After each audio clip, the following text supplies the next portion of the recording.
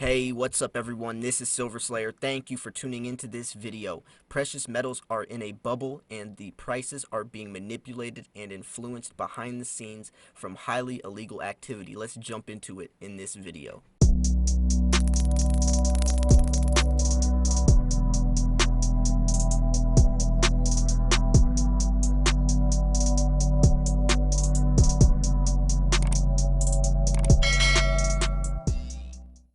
So after the last couple months, JPMorgan and Merrill Lynch have been caught criminally manipulating the prices of gold and silver behind the scenes, spoofing, placing false buy orders, and others. Let's go over the extent of this and how it really does affect the market of precious metals.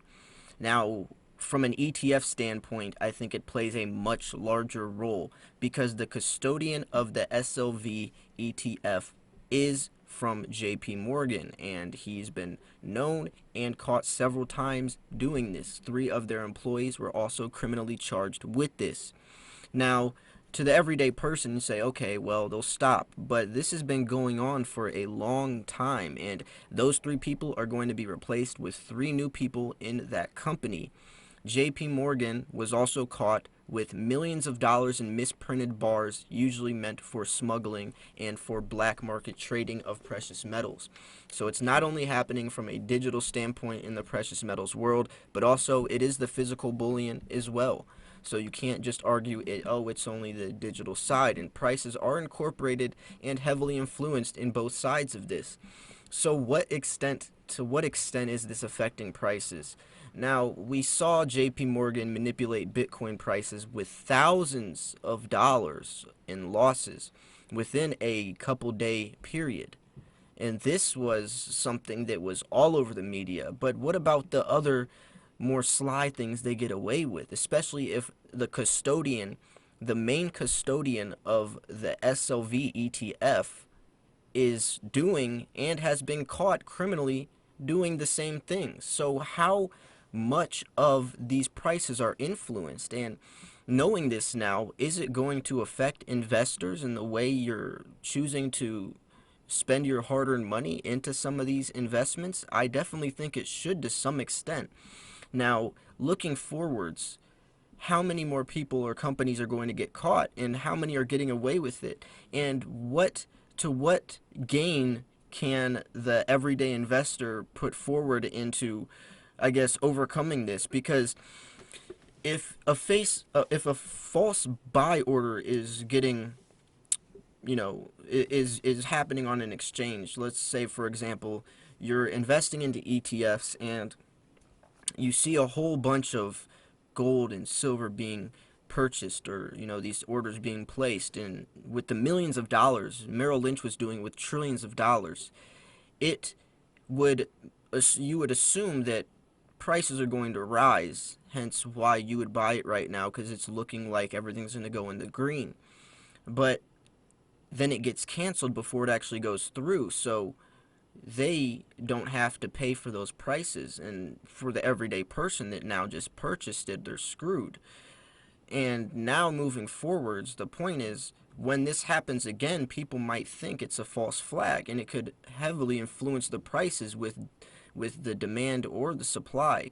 We've also seen the silver supply shortening and lessening by the millions of ounces, and even worse now, where India is only grasping, or I guess, admitting that they're nowhere near the same type of investment or focus with precious metals anymore. Their demand is extremely low over the past 3 years. And that's interesting to incorporate because the top 3 silver producers, Mexico, Peru, and Chile, have all been abandoning silver over the last 3 years by the hundreds of millions of ounces. So it's almost like people don't want anything to do with silver. And in the article, when I was reading this in the last video, if you guys want to check that out, where I went over more of the statistical standpoint, now I'm going over, my perspective. They were saying that even though there is a lot of smuggling, it still isn't effective as to the degree you think, because of course a lot of it is getting smuggled or not being reported or documented, so that could be why the ratios are so low. But they said that even with those incorporated, it still is low. So even though there's millions of dollars of misprinted bars and precious metals getting swept under the rug that aren't being reported, the ratios are still lower than expected. So where is this headed for gold and silver? Now, I want to talk about surplus. I want to talk about the supply and the demand of silver and where this is, or where this could be headed in the future. Because we've seen what a silver shortage could do. There was a shortage on American Eagles earlier this year. There was a shortage on silver total. The last 3 years, we've been cutting down silver supply by the boatload, it seems like. But what's going to happen when the demand starts increasing? I mean, we see more and more and more people getting into the precious metals world. We see new investors. We see people coming over from stock market volatility. But what about the big factors at play? What about Trump's impeachment? What about the Iran tensions that's boiling up? What about the US-China trade wars? What about the Federal Reserve cutting interest rates? This is all stuff that would and could and should drive people to the world of precious metals. And if these people are coming into this market, what's going to happen if the demand is there but the supply isn't? I mean, one of the first things that you should learn in investing, or how to invest, is buy low, sell high. So if there's a low supply but a high demand, this is going to shoot the price up. But all these people are trying to push silver and gold away almost. It's like they want nothing to do with it. And then there's central banks like China that's buying boatloads of gold and silver. So some people are trying to play the cards aggressively and some people are trying to play them more defensively. It's almost like a big worldwide game of chess, but no one wants to admit the real, what's really on the line. And precious metals have intrinsic value, so I'm not worried about that. The economy is always going to be there to some extent. People aren't going anywhere. But the thing is the dollar deflation, these companies and corporations that are trading, that are spoofing, that are doing illegal things, trying to play the cards to their favor, those are the people that are going to get burnt. And it's giving a bad name for precious metals. I mean, look what happened when the Bitcoin thing boomed and all these exchanges started getting hacked and people's wallets started getting hacked. It killed Bitcoin's name. It looked as a dangerous scam. And nowadays we have JPMorgan doing it, we have Merrill Lynch, and these people are making a very, very bad name for investing, especially for the ETF side of it, because then you're going to have new investors trying to come in this market but say, well, there's so much spoofing going on, and I don't even know how to naturally or accurately tell if the market is healthy or not, because it could all be a bluff. And that's really not good for precious metals. Precious metals is supposed to be the one, safe haven investment. But if the safe haven investment isn't even safe, then what is? The dollar's definitely not safe. Bitcoin's not safe. I don't know. And that's not good because, gold and silver have real value. And if people who are getting put off by headlines and don't ever invest into something that has so much potential or so much value, they're going to really be missing out. And I want the whole end goal for me, and why I talk so much about precious metals, is because I know how much value there is. I know how much potential there is. I know how much opportunity it can give everyday people to find financial freedom, and without having to worry about, getting stuck, or having to get out of a sticky situation, because gold and silver are money. So regardless if you make a bad investment in the world of precious metals, at least it still is money. With Bitcoin, you could be stuck in a wallet you can't take your money out of. Or even with real estate, with the stocks or ETFs, you can get stuck in a very tight situation. But the thing is the more that media covers this, the more headlines that get put out. This is planting a seed in people's mind to say that even precious metals markets are influenced and it can be dangerous, and there's a lot of fake or false stuff going on. So it's going to be a lot harder for precious metals to become that safe haven investment to some extent. Hopefully people do understand the bigger picture and understand the intrinsic, the fundamental value that it brings, but that comes with being educated, and more people are reading these headlines of, the false flag spoofing going on than finding out what's really valuable about silver, or why is it so valuable, what makes it so valuable.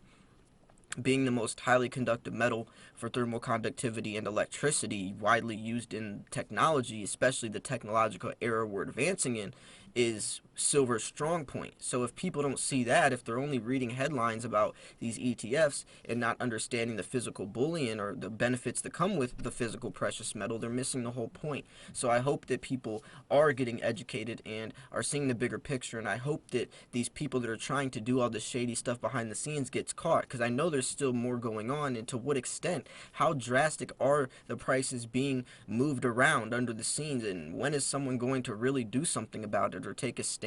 I'm really curious. I am curious what you guys think about this topic, though.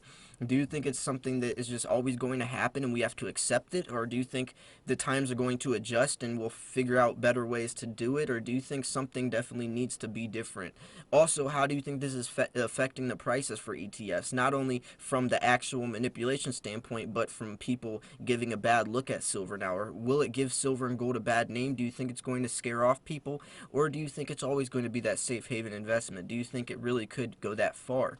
I'm curious with JPMorgan because it's almost like they purposely did it. They knew they were going to get caught. So maybe they're purposely trying to do this to shoot prices down for their own gain, to buy more of it. They did the same thing with Bitcoin. They called Bitcoin a scam, but the next thing you know, after the price got shot down, they bought millions of dollars in Bitcoin. So are they using the emotional fear that can spread like wildfire in a society or in an economy to their advantage to get lower prices? Is this their way to get lower prices so they can buy it for cheaper? That's stuff you really have to consider. And even in the article, they said that it seemed like they knew they were going to get caught, but they did it anyway. So I'm really curious about this. I'm also curious where you guys stand on this.